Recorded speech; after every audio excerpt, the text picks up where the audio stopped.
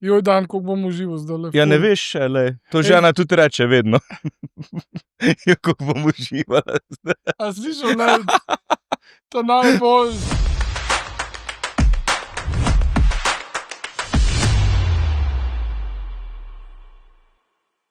Če sem v enem trenutku prepričan, da sem spoznal veliko ljudi v času mojega televizijskega delovanja, potem je moj naslednji gost zagotovo nekdo, ki ga nisem spoznal. Opazoval sem ga samo iz njegovih javnih nastopov in sem se zaljubil v to njegovo igrivost, v to njegovo, treba reči, igrivo komuniciranje o resnih temah, s katerimi se ukvarjam in soočam in so mi izziv vsak dan. Dan Podjed, dobrodošel, vesel sem, da se tukaj srečava in da bom lahko ena na ena klepetal o stvareh, ki se mi zdijo pomembne in ki jih komuniciraš tako zelo fajn. A si se kdaj spraševal, a je to nek naraven talent, da si zabaven, da si všečen, da si preprost in razumljiv? No, najprej najlepša hvala za povabilo. Všeč mi je, da sva začela z zaljubljenostjo. Prejšnji podcast se je končal z ljubeznijo. Sašo Lendero, takrat sem razbijal vmes kozarce, zdaj pa zaljubljenost.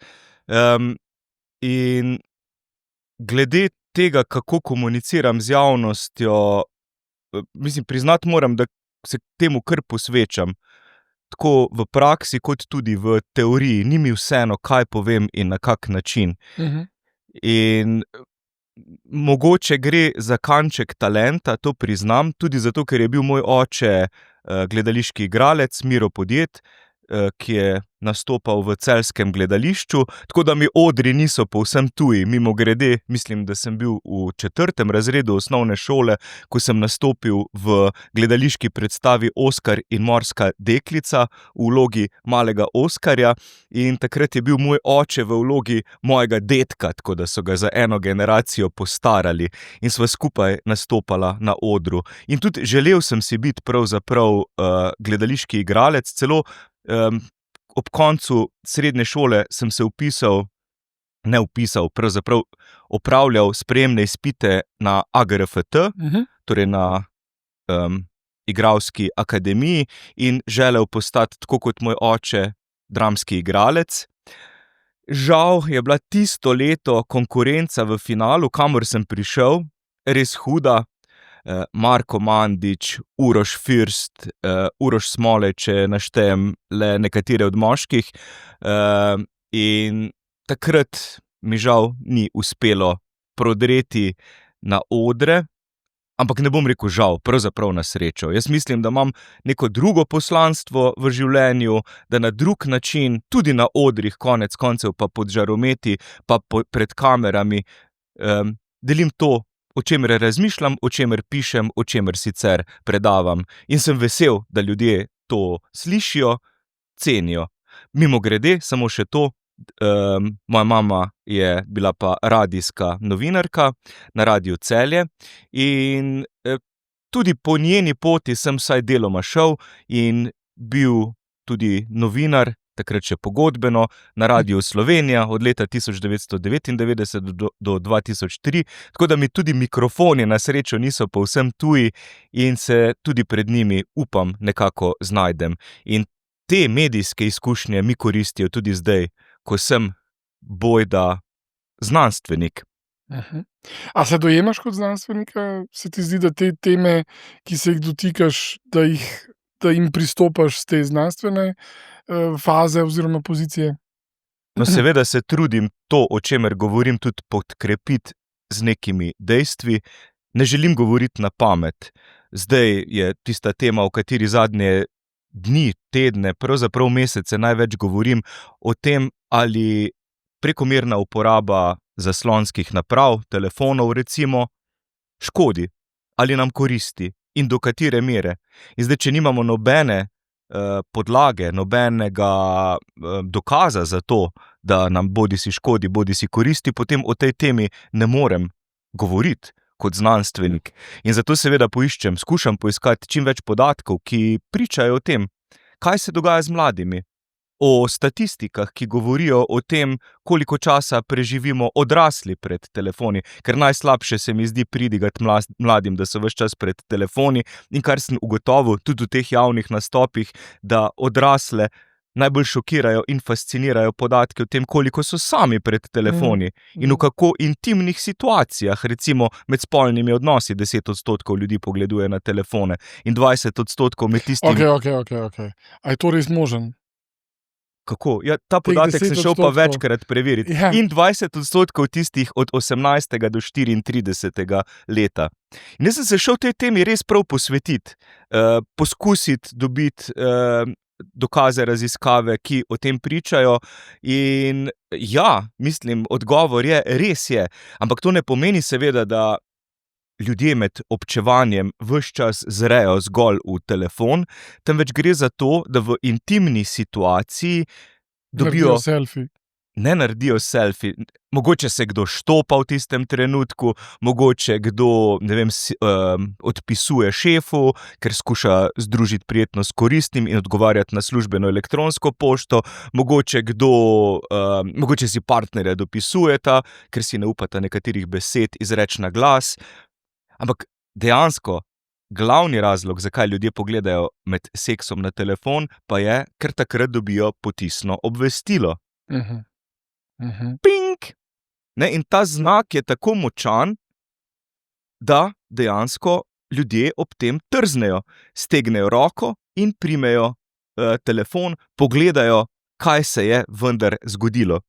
Zdaj, eno priporočilo za to, ne, da imajo ljudje boljše odnose, boljša razmerja, dajte si telefone na letalski način v takih pomembnih trenutkih. Jaz sem najprej seveda pomislil, da kapinkne, da mislijo, da žena kliče, ne, oziroma da žena pošilja. Ja, upam, da ne zato, da 10% ljudi takrat pogleda na telefone, ampak si lahko nastavite tudi digitalnega električnega pastirja za svojega partnerja, partnerko recimo, ne, da veste, recimo 500 metrov okrog doma ali pa kilometer, tako da dobite potisno obvestilo tudi avtomatsko, ko se bliža domu recimo, ne. Ali pa, če gre... Je to možen, kar ti govoriš? Kje živiš? Dobro, Pa poznaš aplikacijo Family Tracker oziroma Life 360. Pač po tej aplikaciji si namestite vse svoje družinske člane in jih sledite bodisi prek pametnega telefona, pametne ure in potem na zaslonu ves čas gledate, kje oni so. In potem, če prekorači neko varno mejo, bodisi vaš otrok, bodisi vaš partner, ne, ga pokličete: "Halo, Marjan, kje si?" Ne rečeš, kje si, se itak vidite, kje. "Kaj delaš tam? Pridi nazaj." In na ta način... Jaz sem razumel, da zato ta del razumem, če se oddalijo preveč, ne. Ja. In ta drug del me je bolj obremenjeval, če pridejo preblizu, ne. Ja, lahko tudi za to uporabite, ne, mislim, kar želite, ker telefon je seveda še zdaleč ni zgolj telefon, torej naprava, s katero prenašamo glas na daljavo, temveč je tudi prisluškovalna in sledilna naprava s kamero, tako da lahko tudi, mogoče, teoretično vsaj nastavite svojemu možu programček, s katerim ga ves čas poslušate prek telefona. Sej ni pa nujno, da vam prisluškuje partner, lahko vam prisluškuje nekdo drug. Mene bo na koncu te oddaje strah, ampak greva ugrizen tudi to. Jaz mislim, da je bila najpomembnejša odločitev v mojem življenju v zadnjih nekaj letih ta, da sem za lanski rojsten dan imel slučajno razodetje in sem bil na nekem predavanju, kjer sem si zapomnil sam eno stvar in sem jo poskusil. Leto pa pol potem še vedno deluje. Ugasnil sem vse, kako se jim reče, te Potisna sporočila in obvestila, in jaz mislim, da sem zmagovalec. Si. Ja. In si verjetno bistveno zmanjšal zaslonski čas. Sam sem naredil isto, mislim podobno. Utišal sem si vsa potisna obvestila, na telefon sem si nastavil aplikacijo Minimalist Phone, da imam zaslon telefona dolgočasen. Če pogledam, mislim, ko pridem do e-davkov, me mogoče se malce zdrznem, ampak sicer pa pač brez veze. Ni tiste ikonice Facebooka zraven po rdečem krogcu, koliko novih sporočil me čaka, pa ne dobivam ves čas obvestil, kdo mi piše po Instagramu, kdo me išče po WhatsAppu. Jaz na WhatsApp pogledam enkrat na dan. In to je to, in potem odgovorim ljudem konec. Pač skušam telefon uporabljati, ni mi pa všeč, če začne telefon uporabljati mene Tebe. in zlorabljati. In to, da gledam 4 ure na dan v telefon, odrasli gledamo ta hip povprečno 4 ure na dan v telefon, to se mi zdi enostavno metanje časa stran. In ta ekonomija pozornosti je dejansko najpomembnejša svetovna ekonomija. Ekonomija, ki ti je ukradla pozornost od drugega človeka, od pogovora, in ekonomija, zaradi katere je tvoj pogled uperjen kar naprej k zaslonu. Ali pa v mislih vsaj, ne?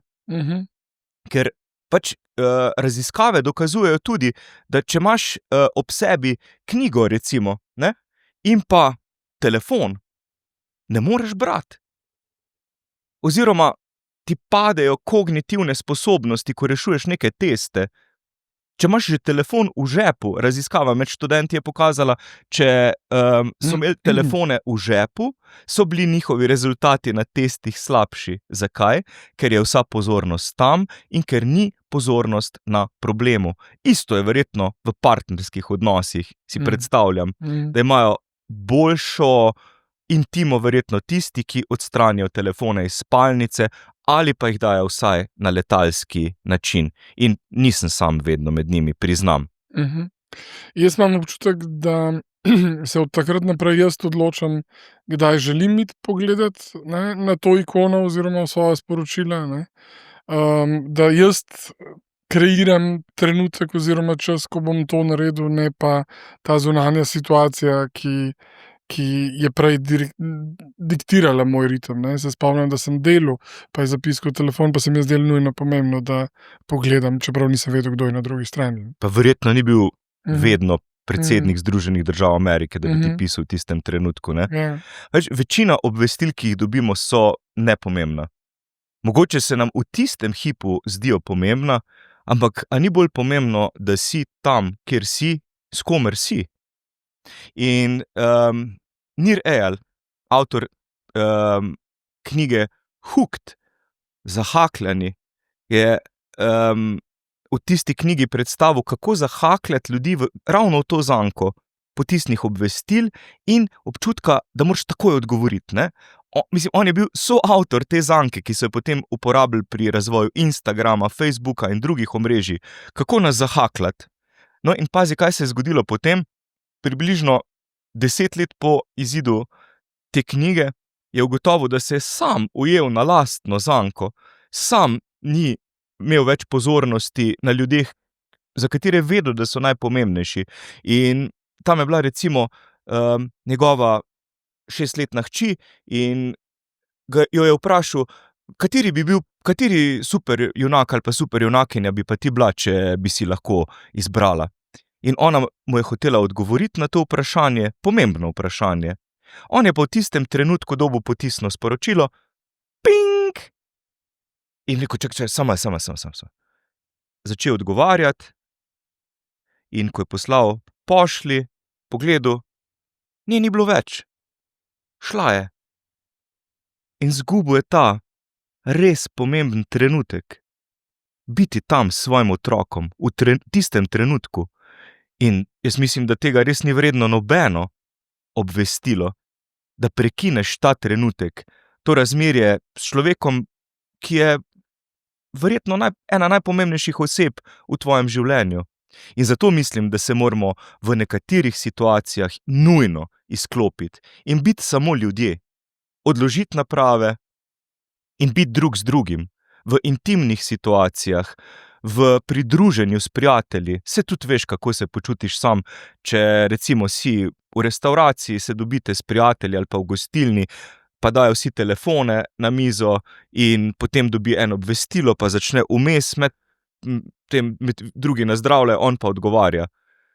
In potem, če začnejo vsi to početi, a ste res skupaj, a ste res tam? In takih prizorov je veliko, vse več, preveč. Recimo, mož pa žena si privoščita neko drago večerjo, plačata potem 200 € za tisto večerjo v neki razkošni restavraciji, pa dobita hrano na mizo, jo pofotografirata, pošljeta na Instagram, #happycouple, #nokids tonight. pošljeta in potem gledata vsak v svoj telefon, kako prihajajo všečki. A sta res skupaj? In jaz mislim, da je tudi gostilna restauracija tak moment, ko lahko damo telefone na stran. Če jih lahko, če jih želimo. Ali pa mogoče bi bil pa dober koncept take restauracije, da jih namenoma odložiš stran, da ti nataka reče, tako kot v kinu, prosimo, če pred postrežbo hrane odložite svoje telefone ali pa jih nastavite na letalski način. S tvojim glasom to zveni še bolj. Lahko z mojim glasom, Ja. če bi bil pa Boris Kavaca, taki me je vrgel na izpitih na AGRFT, Boris. bi bilo pa še bolje. Ampak Boris. mislim, da ne zamerim mu tega, Bral sem to en moram članek- javno povedati. Bral sem en članek, da so v eni newyorški restavraciji prepovedali uporabo telefonov, zato ker so preprosto ugotovili, da se 2 mizi na večer manj obrneta, zaradi tega, ker ljudje s tem, ko fotografirajo in s tem, ko iščejo všečke, jejo dlje, kot so jedli prej. Ne? In se mi je zdel zanimiv pristop, ampak res, tudi za mizo posvetimo veliko časa.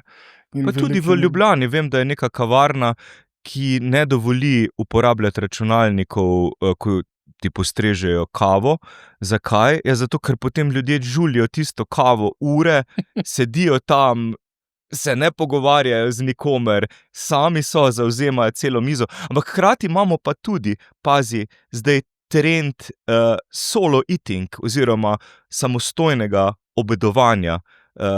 Ko greš v restauracijo, na Japonskem je to moderno že kar nekaj časa, in imaš take bokse, v katere se usedeš, seveda imaš tam tudi možnost priključiti ekrane, potem ti postrežejo hrano in ješ tudi neko svečano oziroma razkošno hrano sam.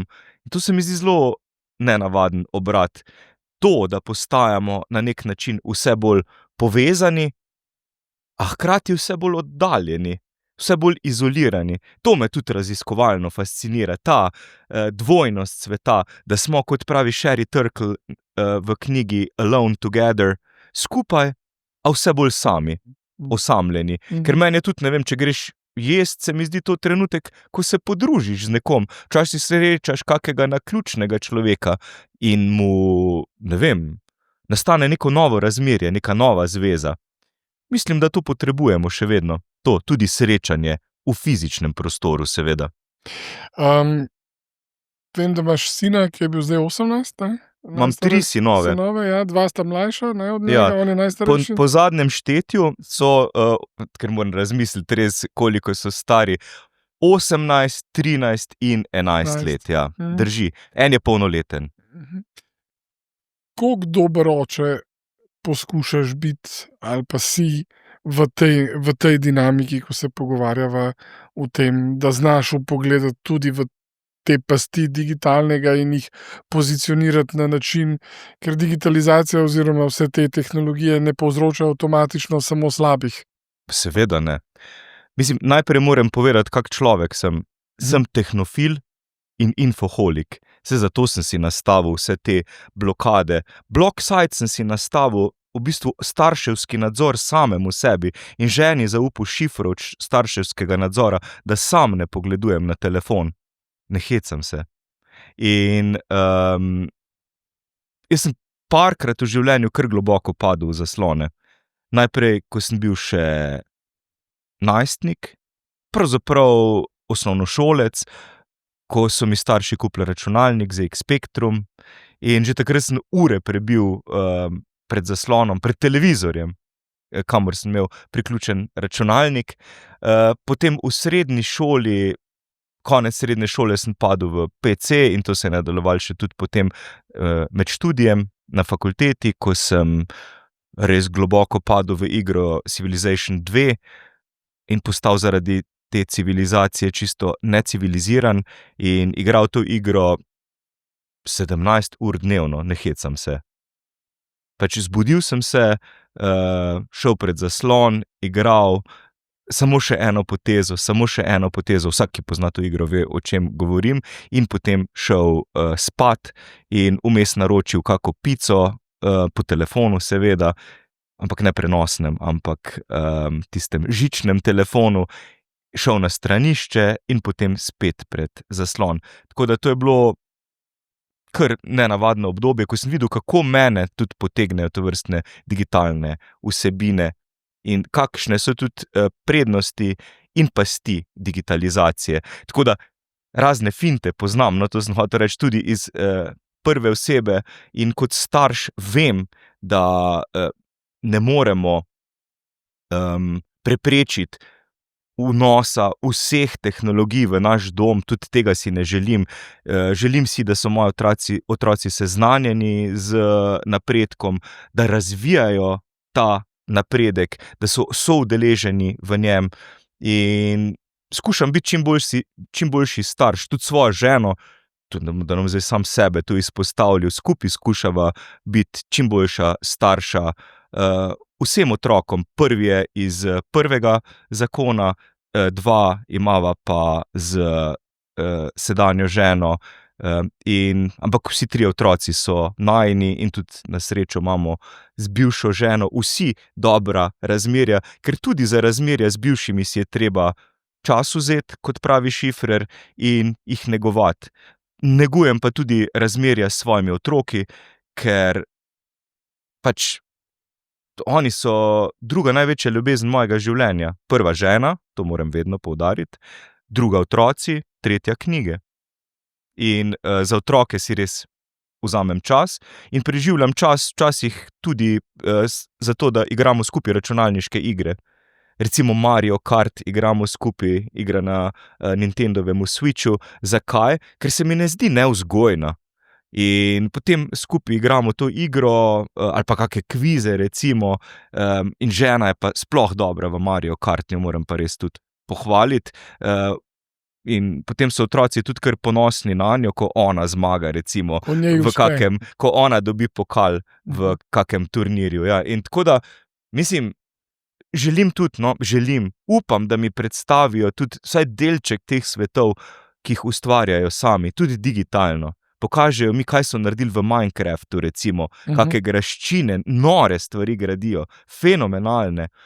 Ta srednji sin po starosti, on je najbolj tehnološko pismen od vseh nas, ima strežnik nekje na Finskem, nastavil nam je neke blokade, digitalne blokade, da ne moremo gledati oglasov doma, z ženo nama prepoveduje gledati Netflix, ker se zaveda tudi, kako nas tovrstne vsebine, ne samo kako nam kradejo čas, ampak tudi, da za njimi ne stojijo najboljši poslovni modeli in mislim, otroci mene vzgajajo pravzaprav. Ta najstarejši, ki ima zdaj 18 let, on je bil in je še včasih velik ljubitelj Lego kock in je sestavljal fenomenalne stvari iz njih, fenomenalne zgradbe in je na nek način analogen človek in on je meni vzornik, ta srednji sin po starosti mi je vzornik, ker nas opozarja, kje nas lahko zanese preveč na drugo stran zaslona.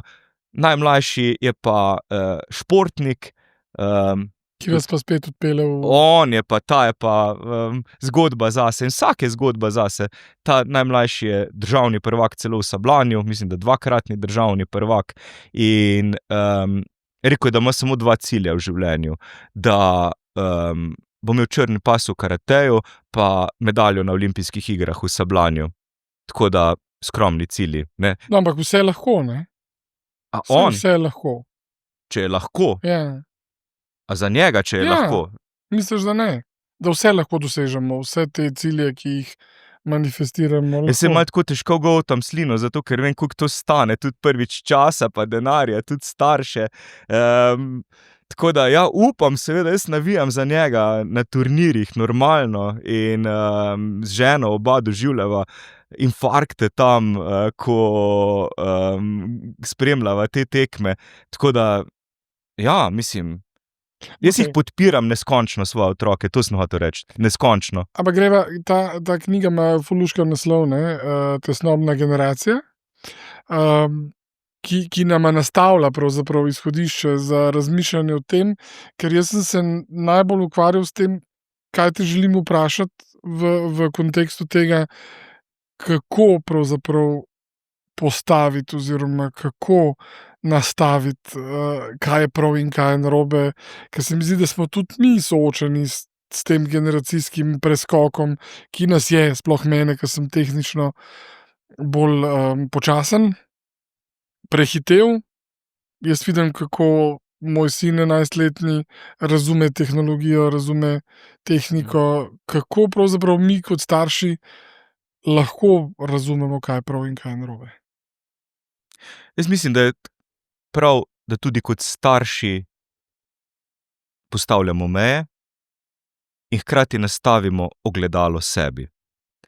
Največji problem se mi zdi to moraliziranje ali pa tudi zganjanje moralne panike v smislu, ja, naši otroci so samo pred telefoni, te naprave jim samo škodijo in o tem se pogovarjamo mi, najina generacija, po Facebooku recimo. Ali pa po Facebooku komentiramo, da so naši otroci samo na TikToku in Snapchatu. Ja, na čem smo pa mi? In dajmo najprej pogledati sebe v ogledalo, pogledati svoje statistike, koliko smo mi pred zasloni. Ja, najstniki so ta hip res po predvčerajšnjih podatkih 8 ur in 36 minut dnevno pred zasloni. Telefonov, televizorjev, računalnikov, kar je več kot polovica budnega časa. Ampak mi tudi, mi pa še več. A veš, najina generacija pa ravno tako. Tako da ta knjiga ima sicer naslov Tesnobna generacija, Jonathan Haidt je njen avtor, in on pravi, da je nastala cela generacija mladih, generacija Z, rojeni med letom 1997 in 2012, torej dva moja sinova, najstarejši in srednji, sta tudi v tej generaciji, ki ima kup problemov. V tej generaciji se v zadnjih 20 letih, kar je odraščala recimo, oziroma med mladimi nasplošno, se kaže par trendov tako izrazito. Hitra rast anksioznosti, torej tesnobnosti, bolj med dekleti kot med fanti. Samomorilnosti, bolj med fanti kot med dekleti. Samopoškodovanja, rezanja po rokah recimo, depresivnosti. In ta prevoj krivulje se zgodi tako zelo jasno, zelo očitno, med letoma 2010 in 2015 gre krivulja strmo navzgor. In kaj se je zgodilo takrat? Ja, mladi so dobili telefone. Oziroma, bodva iskrena, mi smo jim dali telefone v roke, zato da bodo bolj na varnem. Zato smo jim tudi nastavili vse te aplikacije Family Tracker in druge, da jih lahko potem v živo spremljamo, ko grejo v šolo, in v živo spremljamo, ko se vračajo iz šole. In kaj smo dejansko dobili, kaj je takrat nastalo? Tesnobna generacija. Ampak brez veze se mi zdi z najine pozicije zgražati nad neko generacijo. Kakšna je ta mladina, saj samo gledajo telefone, pa saj so ja postali zombiji, ko grejo iz šole, sklonjene glave, gledajo v telefone in mi smo šli pa sklonjene glave iz šole samo takrat, ko smo dobili enko recimo, se tudi jaz to kdaj govorim, javno govorim. Dajmo se zamisliti tudi nad sabo in predvsem nad tem, kdo jim je dal telefone, zakaj jim pustimo imeti toliko časa naprave v roki, zakaj jim ne pomagamo, da se oni izklopijo in zakaj ne prevzamemo odgovornosti tudi za njihova dejanja pred zaslonom. Saj smo vendar starši, odgovorni tudi za to, kaj oni počnejo na telefonih, s telefoni in z drugimi napravami. Zdaj, Jaz velikokrat slišim, ja, a ne, ta reakcija, ko poskušam umikati, ne, postane tako nevzdržna in tako naporna in tako stresna za mene kot starša, da preprosto dovolim, da preprosto se vdam in preprosto rečem, pa imej tablico. Velikokrat je to en argument, ki brez pomoči starša, ki poskuša. A bi isto naredil recimo s kokainom, bi rekel svojemu 11-letniku, sin, bi mu rekel, recimo bi mu dal, ne vem, vrečko kokaina zjutraj, pa bi mi rekel, zdaj pa po pameti, sine, 1 črtico zjutraj, 1 opoldne, 1 zvečer, pa ti pride s prazno vrečko recimo čez 2 uri, pa reče, da bi še, no v redu, pa še 1 vrečko. A bi naredil to? To drogo jemljemo drugače, ne? Saj ne govorim, da so telefoni zgolj droga, Okej. sami po sebi. Gotovo pa so zasvojljivi. Mislim, o tem priča že dejstvo, da imamo tudi v Sloveniji zdaj center za odvajanje od nekemičnih odvisnosti, kar pomeni predvsem od digitalnih naprav in tam res precejšno gnečo, tako dolge čakalne vrste in tudi mogoče priča o tem dejstvu, da se vzpostavljajo tudi v Sloveniji že tabori za digitalno detoksifikacijo, kamor vpišete svojega otroka, tam mu poberejo telefone, jih dajo posebne škatle, zato da so na varnem in potem morajo biti drug z drugim 2 tedna, recimo. In kar pravijo tisti, ki vodijo tovrstne tabore, da najprej se ti mladi sploh ne pogovarjajo, ne vejo, kaj bi sami s sabo in potem po 4-5 dneh, recimo, pa začnejo komunicirati in jim to postane všeč. Začnejo komunicirati spet iz oči v oči. Mene zanima, ko to počnemo, zakaj to počnemo? Zakaj to dopuščamo? Kako je to sploh možno? In jaz sem res vesel, da se je zdaj kar usul plaz držav, ki so začele omejevati uporabo pametnih telefonov in podobnih naprav v vzgojno-izobraževalnih ustanovah. Pred približno mesecem in pol smo sprožili peticijo, da bi uvedli nekaj takega tudi pri nas v Sloveniji. Torej, govoriva da bova res jasna, omejitvi uporabe zasebnih telefonov in podobnih digitalnih naprav v vzgojno-izobraževalnih ustanovah, v šolah in vrtcih. Ne govorim o tem, ker sem tehnofil, prepovejmo telefone, razbijmo računalnike. Ne, če potrebuje šola telefone kot učni pripomoček, naj ima tam telefone, kot ima računalnike, recimo kot učni pripomoček. Naj se mladi naučijo, kako to napravo razstaviti, sprogramirati, da bojo oni soustvarjali prihodnost. Ne pa, da bodo zgolj tisti, ki jih bo nekdo vlekel nadaljavo za vrvice. Oni morajo obvladati tovrstne tehnologije. In več znanja, prosim lepo, v šole, o velikih jezikovnih modelih, o ChatGPT recimo, o digitalnih zemljevidih, o programiranju, prosim lepo, nujno, zato, da bomo naredili nove generacije, ki bodo znale ne samo spremljati svet po zaslonu, temveč bodo sooblikovale svet prihodnosti. In tega si želim. Ampak kaj sem hotel reči v zvezi z peticijo? Prvič, ne gre za ludistični projekt, smo proti tehnologijam, ne.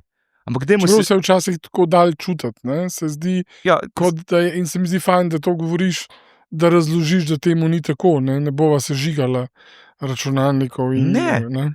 Ampak ljudje zelo hitro pač preobrnejo ta diskurs, ne.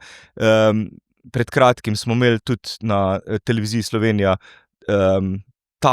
oddajo Tarča o tej temi in komunikolog Dejan Verčič je rekel, da gre pri tem, kar počnemo, za lulanje proti vetru. Ampak jaz mislim, da bi bilo kar dobro, da nam to lulanje spere malce pesek z oči, ki nam ga v obraz pravzaprav ves čas nametavajo podjetja, ki stojijo za tovrstnimi napravami na drugi strani zaslona, vključno z Meto, ki razvija Facebook, Instagram in lastniki drugih omrežij. Nimajo v interesu, da smo čim več pred telefoni. Ne? Mi in naši otroci. Ampak zanimivo, oni pa svojim otrokom ne dovolijo biti na telefonih in jim ne dajo telefonov v roke in jih vpisujejo v drage zasebne šole, kjer so telefoni strogo omejeni oziroma prepovedani. Sheryl Sandberg, recimo izvršna direktorica Mete, pač ona ne dovoli svojim otrokom zaslonskih naprav in ravno tako ne drugi v Meti. Zakaj? Že vejo zakaj. Zato, ker vejo, kakšne so posledice. Dolgoročne posledice. In nekatere, to sem hotel reči, ko smo začeli to peticijo, je 26% držav po svetu sprejemali ali pa že sprejeli tovrstne ukrepe. Zdaj jih je 40. In še enkrat ponavljam, gre za omejitev, ne prepoved, uporabe zasebnih naprav, ne nasploh digitalnih tehnologij v šolah in vrtcih. to sem res velikokrat poudarjam, še enkrat, prepoved je kontraproduktivna. Ne gre za boj proti tehnologijam, ne gre za lulanje proti vetru. Jaz mislim, da moramo lulati na pravo mesto in zadeti na pravo mesto, ne pa lulati vse povsod. Samo za to gre, ker v enih trenutkih ti tehnologije koristijo, v drugih pa škodijo. Ampak, ne, meni se je zdelo, jaz mogoče šele danes razmišljam, ne, ampak ta moje sonce, moj epicenter sveta, meni se je zdelo zelo pomembno, da jaz objavim njegovo fotografijo, kako je naredil prvi korak, kako je vstopil v šolo, kako se je smejal pri babici. Ne, jaz sem sprostituiral pravzaprav to pozicijo in ga porinil gor in v bistvu prodajal to zgodbo za všečke. Ne. Kako misliš, da je to prišlo v naše glave, da se je to zdelo v enem trenutku tako zelo prav? Jaz danes mogoče to šele razumem. Ja. Jaz nisem objavil niti ene fotografije svojega otroka, nobenega na omrežjih, niti tega, ki je zdaj polnoleten. Ko je postal polnoleten, najstarejši, sem razmišljal o tem, priznam, da bi šla k fotografu, naredila eno dobro skupno fotografijo in bi jo potem objavil na Facebooku, recimo. Pa sem rekel, zakaj bi jaz to naredil? Jaz bi to naredil samo zato, da požanjam všečke. Iz egocentrizma bi to naredil. In pravzaprav egoizma.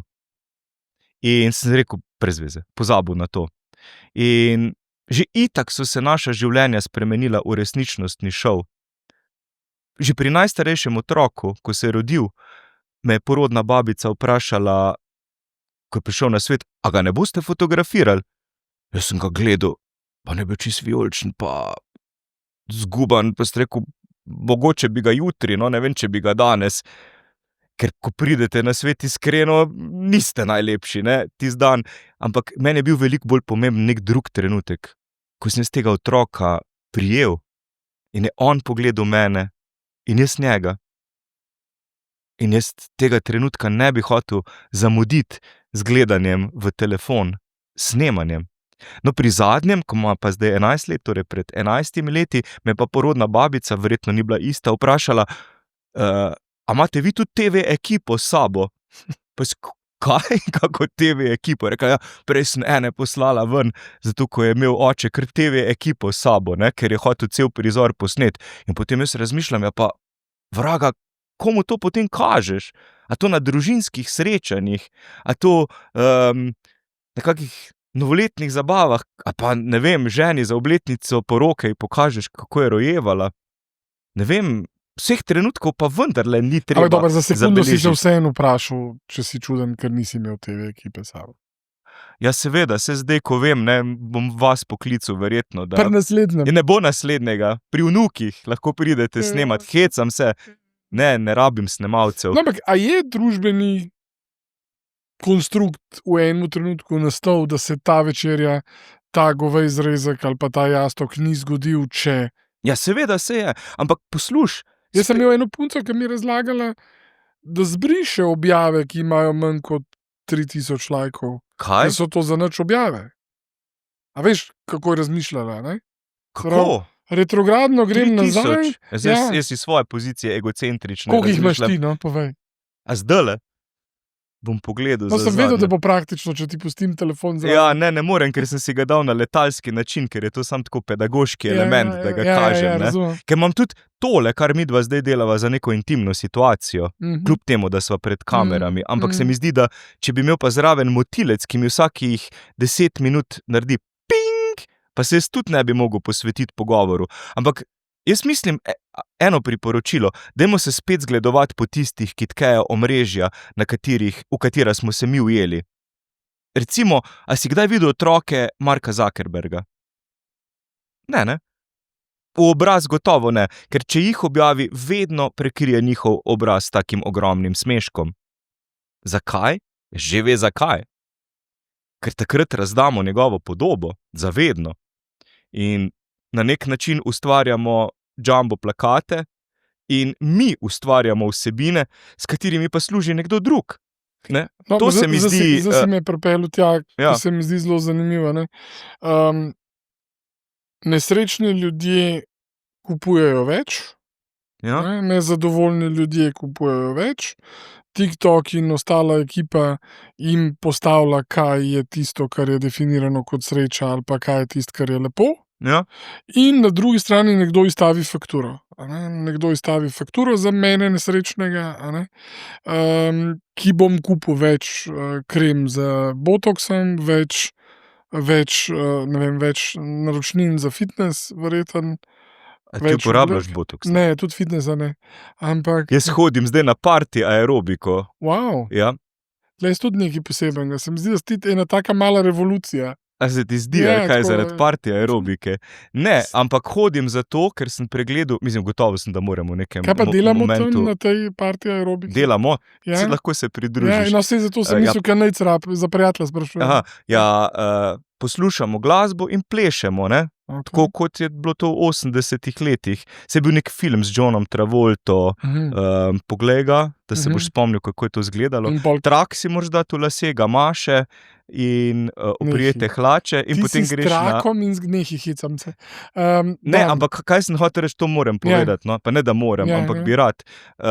Vpisal sem se zato, ker v nekem trenutku življenja ti niti beautifier več ne pomaga, da si videti dobro in sem rekel, zdaj pa moram narediti nekaj za to, da bom spet malce bolj fit, če sem sploh kdaj bil, in konec lanskega leta potem pregledal katalog, kaj nudi bližnji gimnastični center in tam so bile neke vadbe s takimi malce srhljivimi imeni, Cardio Pump, Zumba, TNZ, sploh ne vem kaj, trebuh Kaj? noge zadnjica, če se ne motim. In potem sem pa najdel party aerobika. In sem rekel, pa to je super, ej. Potem pridem tja, no, pač sem edini moški tam v tej skupini zaenkrat, ampak Saj zdaj nec pride. Ampak poslušaj, zakaj teh katalogov nič pri nas ne pošiljajo? Ne vem, se mi zdi, da je to en del mojega problema, drugače bi jaz to rešil. a za party aerobiko. Ampak greva nazaj, Ja, zdaj sem ti razkril to skrivnost greva nazaj v to popolnega bistvo. telesa. A je moje nezadovoljstvo, a ima moje nezadovoljstvo višjo ceno pri tem, kaj se iz mojega, ne vem, Facebooka ali pa TikToka da razbrati? Čak, Kot kaj, če daj sem še jaz enkrat, to je srečen. pretežko Če sem jaz vprašanje. srečen, če sem jaz zadovoljen, Ja. sem manj zanimiv za tistega, ki bi mogoče na Aha, informacije... razumem. Ja, gre za nek instantni občutek sreče, z instantnimi prijatelji. Živimo v času inflacije prijateljev in devalvacije tega pojma. Jaz imam, pazi, po zadnjem štetju na Facebooku 4700 prijateljev, pa verjetno neki 1000 sledilcev, domnevam. Nekaj časa že nisem preveril. Ampak to so ljudje, ki jih ne poznam več. Na začetku, tam Facebooku sem se pridružil, mislim, da leta 2007, če se ne motim, to so bili ljudje, ki sem jih dejansko poznal v fizičnem in digitalnem svetu. Potem so pa postajali to vse bolj ljudje, ki jih nisem več videl. Če jaz srečam zdaj svojega prijatelja na cesti, ga ne prepoznam. In ti navidezni ljudje nam dajejo občutek lažne sreče s potrdilom, da mi obstajamo, ko nam stisnejo srček ali pa ročico z izproženim palcem. In tu gre za psihološki trik v bistvu. Na začetku Facebook ni imel tega znakca, ne vem, če se spomniš. Ja, pač ta znakec so dodali kasneje in so ugotovili, da super deluje, da ljudi potegne v to zanko, ki je opisal prav Nir Eyal. Ta like, ne, to je ena od teh zank, druga je pa ta neskončna časovnica. Pač Facebook ni knjiga, ki jo prebereš do konca, temveč je knjiga, ki ni konca. In to vejo partnerji tistih, ki gre mož njihov recimo na stranišče in ne pride več ven. On ni padel v stranišče, kot mnogi razmišljajo, temveč je padel v Facebook. In kaj tam išče? Srečo. Ne? Ali pa mogoče neke odzive na svoje objave. Verjetno mnogi objavljajo tudi na stranišču. 70% ljudi gre na stranišče s telefonom v roki. In v bistvu je zanimivo, ne, zdaj, ko razmišljam o tem stranišču, takrat iščemo srečo na drugi strani zaslona. Jaz se bom polulil. Ja, ne, zdaj nisi na stranišču, tako da počakaj. Neskončno. Ampak dvakrat si me že odpeljal stran od tega, kar se mi zdi zelo Ja, pomembno. ko ne znam odgovoriti na da to je nekdo- vprašanje. Aha, okej, pa grem brez Ne, tudi. pa daj vprašaj še Ja, enkrat, no daj greva. A misliš, da se da to mojo nesrečo monetirati, ne? Na način, Ja, to je da dobro mi vprašanje. proda Mhm. neki in ti boš pol bolj srečen. A veš, nama last ne morajo, ne, dobro, tudi to probajo verjetno. Kaj ne morajo? Prodati, verjetno probajo, ne. Tudi Seveda, to se pa- greš v Turčijo, Ampak pa ga si pa pol- tam ti jih presadijo z drugih telov telesa, tako da jaz si pač predstavljam, da bi imel tako potem skodrane lase, verjetno, če mi jih potegnejo plapolajo v od kod. vetru. Ja. okej. Ja, ampak to Ampak ne bi a bila bolj moja srečna sreča, mislim, pol, vse je ja. to že od Samsona in Dalile dalje je znano, da ni sreča samo v Laseh. laseh. Mislim, sreča so ljudje ob nas. To je tisto, kar je prava sreča. In jaz mislim, da bolj pogosto, ko pogledamo od zaslona in pogosteje, ko uzremo ljudi ob nas, takrat najdemo to srečo. Ampak problem pa imamo, ker ko gledaš pa v zaslon in gledaš svoje lajke, pa v bistvu postaješ vedno bolj nesrečen, ne? Mislim, že kakih 5-6 let nazaj sem objavil neko knjigo Videnji, v kateri sem pisal o tem, zakaj se vse več opazujemo in razkazujemo. In tam sem pisal o selfijih precej. In predstavil to kot nek nov fenomen. Mislim, fotografija sebe je nek nov družbeni fenomen. Tega, a si včasih, mislim, predstavljaj si, da bi videl, ne vem, nekoga pred 30 leti na morju, ko fotografira takole sebe, a veš, takole se postavijo. Ne? In naredi fotko sebe. Si bil kar hiter, jaz rabam več časa, da najdem Ne, jaz pravo. imam prekratke roke, to je Aha. problem, da bi bil res lep, ne. Mhm. Ampak saj si lahko daš beautifier potem, ne, se polepšaš, deliš svojo podobo z drugimi. In zakaj smo tako nesrečni? Zato, ker so drugi ljudje vedno videti srečnejši. To je problem, današnji problem zaciklanosti v tej ideji sreče. Prepričujejo nas po eni strani naslovnice revij, srečo najdeš v sebi. Jaz si že videl kakšne take Ne, naslove? to pa še nikoli. Jaz pa.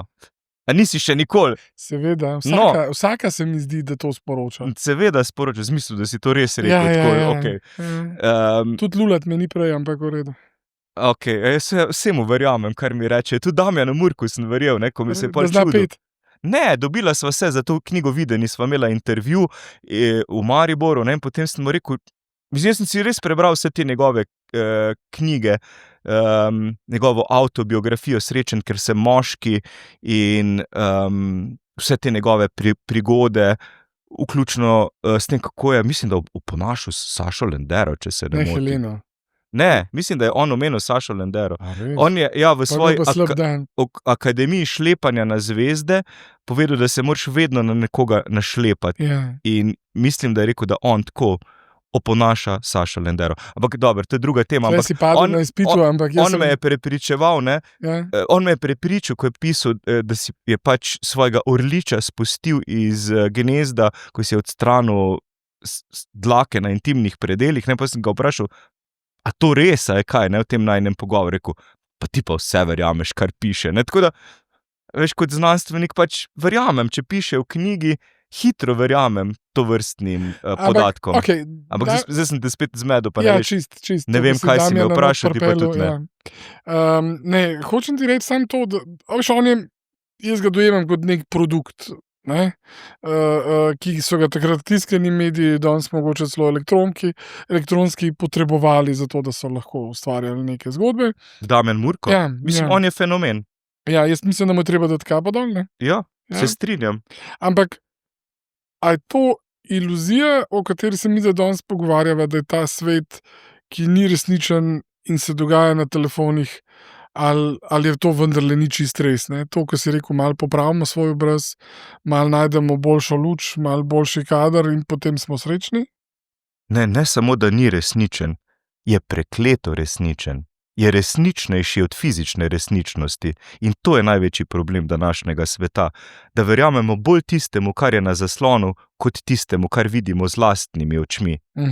In zakaj? Tudi zato, ker pred zasloni preživimo več kot polovico budnega časa in je zaslon prva stvar, ki se jo zjutraj dotaknemo in zadnja, ki jo odložimo ob postelji. In ko začneš gledati na svet skozi zaslon, je dejansko situacija podobna kot si bil kdaj v Luna parku. Se spomniš tiste, reklo se je hiša smeha, kjer so bila izkrivljena ogledala. No, in mene telefoni spominjajo na ta izkrivljena ogledala.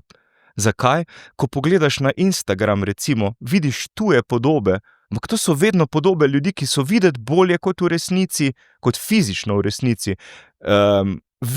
Njihova življenja so krasna, niti ni nujno, da objavijo svoj obraz, lahko objavijo samo noge, recimo, ko se fotografirajo na plaži, naredijo tako imenovani futi in na ta način pokaže, da uživajo bistveno bolj kot mi v tistem trenutku. In drugi tako svinjsko uživajo, da jaz ne morem nikoli tako. Ampak A veš, in ko jaz gledam te podobe, te izkrivljene podobe resničnosti, si mislim, pa kje jaz živim?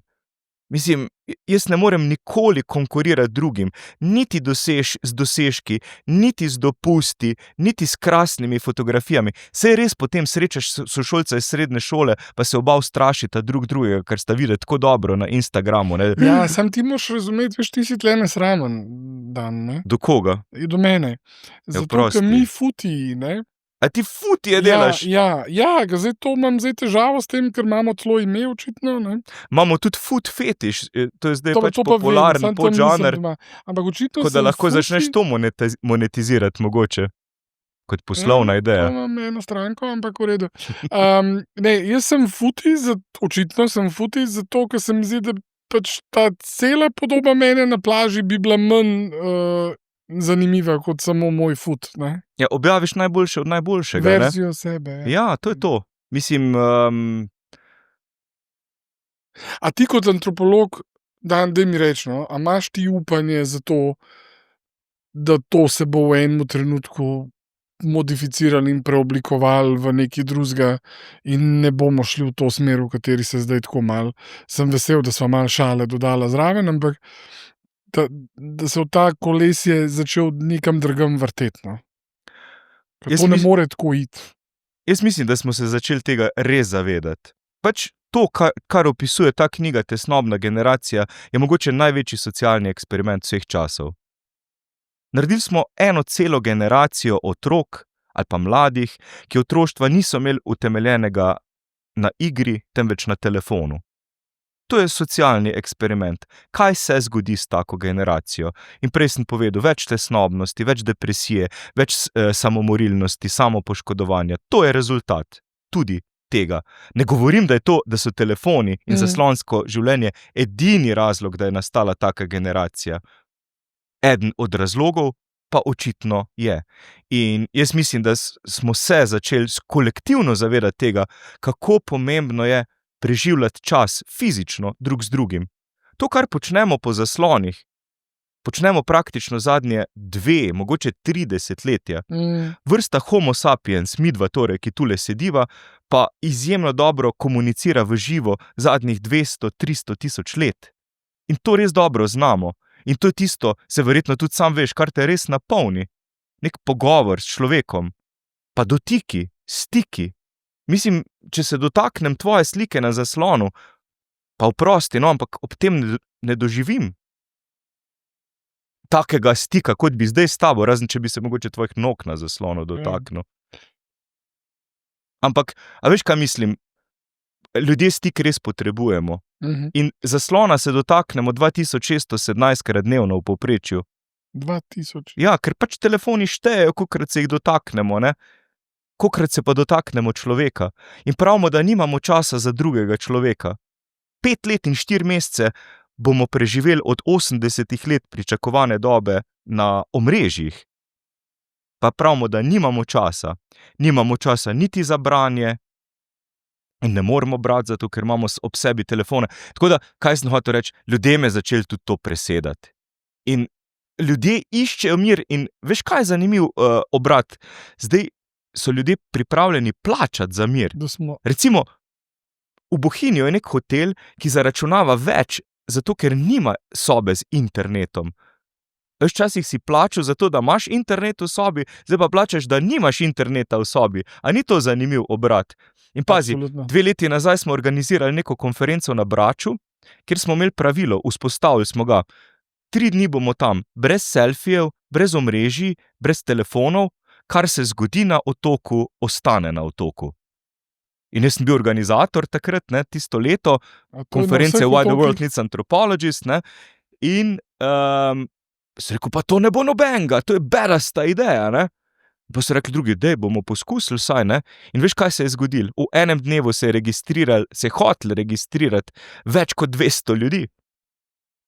In niti nismo imeli toliko mest prostih, da bi lahko toliko ljudi prišlo na to konferenco. Ker je ta ideja odklopa tako magnetno privlačna, da so ljudje pripravljeni celo plačati, čeprav je ta konferenca sicer brezplačna, ampak moraš pa priti tja, seveda si zagotoviti bivanje, pripravljeni so plačati za to, da pridejo, da imajo mir. In a veš, pazi, doma pri nas, ne, sem jaz kupil nek program, v času pandemije covida smo bolj digitalizirali dom, kupili 2 računalnika, 1 tablico, zato da so se otroci šolali na daljavo, potem pa seveda niso šli več ven, ker so imeli že na računalnikih Minecraft, pa Roblox, pa vse ostalo, poleg e-asistenta, ne, in kar so res potrebovali, pa ne vem kaj še. In pa sva z ženo najprej kupila program Custodijo, ki je odklapljal otroke.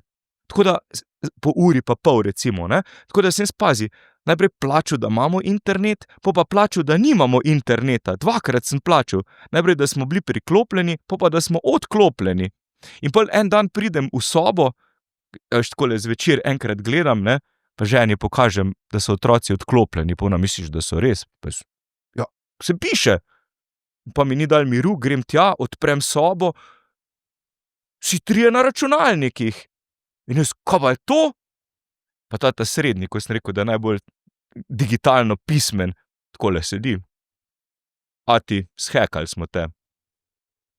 In jaz, kaj pa zdaj? Enoč pa sem jim pač pobral računalnike, rekel, pejte ven, so šli, se igrali, se imeli v redu. Tako da tudi tu moramo pač starši tudi določati meje, si pomagati z digitalnimi pripomočki, ampak najbolj pa pomaga ta res človeški stik. Biti skupaj z njimi, jih poslušati, ker najslabše se mi zdi jim moralizirati, pridigati, kako jih bo vse to pokvarilo. Mislim, a veš, kaj je pomagalo pa najbolj temu ta malemu, ko je sabljač? On tudi nima pametnega telefona, star je 11 let, čeprav mnogi njegovi vrstniki ga imajo. No, in jaz sem mu kupil ta neumen telefon, če bi mu lahko tako rečemo, neko Nokio, da lahko pokliče, pa itak ga doma potem pušča, pa ga ne nosi s sabo. Sem rekel, glej, ti si sam dovolj pameten in ne rabiš pametnega telefona. Ko se je strinjal pogojno, ne. In rekel sem mu, do 14. leta ga ne boš imel, ker ti ga jaz ne bom kupil. Omogočili ti bomo vse, kar lahko po svojih močeh. Imaš doma računalnik, kupil sem mu tudi to igralno konzolo, Nintendo in tako naprej, ampak telefona pač ne boš imel. Ne?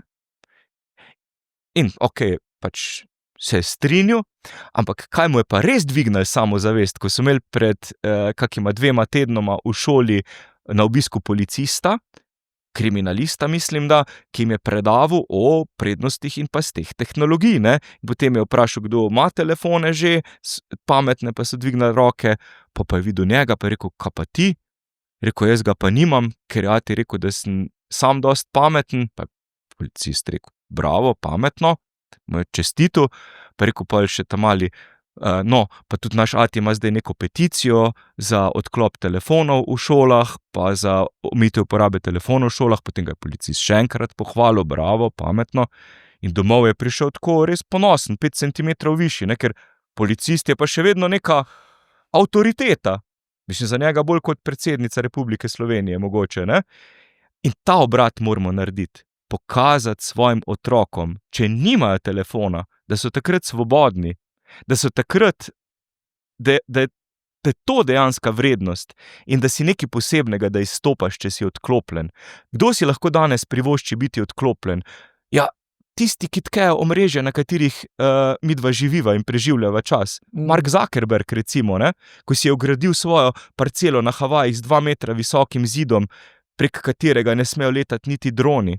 In Eric Schmidt recimo, bivši direktor Googla, ki si je svoj penthouse na Manhattnu totalno digitalno izoliral, pač nobenih nobena informacija ne pride ne not, ne ven. In še svoje zasebno dvigalo si je vgradil, da ga vodi potem direktno v njegovo bivališče. Tisti, ki živijo od poslovnega modela, ki sva ga opisala, tisti si lahko privoščijo odklop.